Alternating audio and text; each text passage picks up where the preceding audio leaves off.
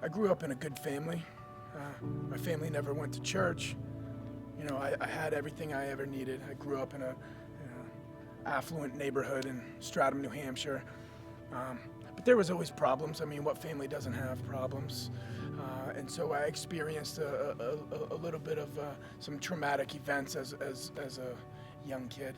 Eventually, I found that my very first addiction was escape, being out in the woods and pretending that I was somewhere else. And more, I started dabbling into trying to escape. I found a really great way to escape. Finding alcohol, it allowed me to fit in with everyone else. It allowed me to have peace of mind.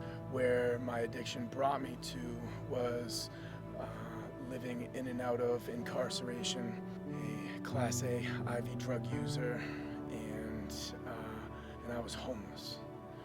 And I was left with nothing. I had no friends, I had no family, and I just felt empty of a person. I was a shell. When I hit my rock bottom, I mean, when I really knew that I was done and I could no longer live that lifestyle I had been living, I had just been resuscitated for the second time, mind you, from overdosing off of narcotics. And I had been resuscitated by my own mother. Yeah.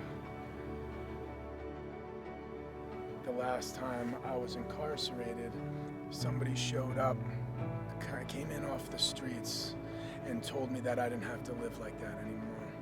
And arguably, right, this was my guardian angel. He had found a way out of that lifestyle. And he simply said, I can show you the way out because somebody showed me, and I can show you too. Along my travels and my journeys within that 12-step program and through growing through spiritual lines, I found Manchester Christian Church. And boy, when I walked into the door here, I knew I was home. And it was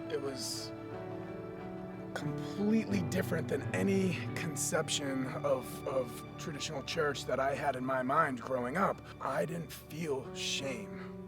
A lot of the times throughout my life, because of the things that I've done, I was very careful in where I went.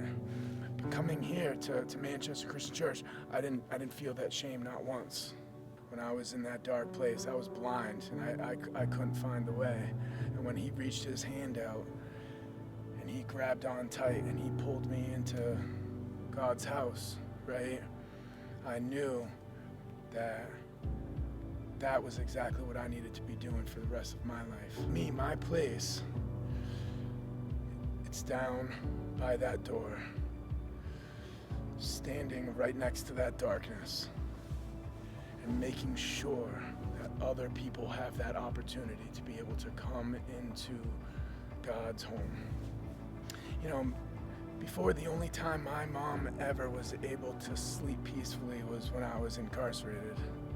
And now I get to show up to my mom's house on a weekly basis and I get to see that smile on her face again. Oh boy, you know, God's gifts are truly miraculous. I'm talking about the true gifts in life that are priceless. You can't put a price on things like seeing a smile on my mom's face. And the ability to wake up every morning and hit my knees and pray and say, Jesus, oh, you've got me today. Right? And know that I'm being carried. Right? You can't put a price on that. My name's Jason Snook. I'm a person in long-term recovery, and I pray for one.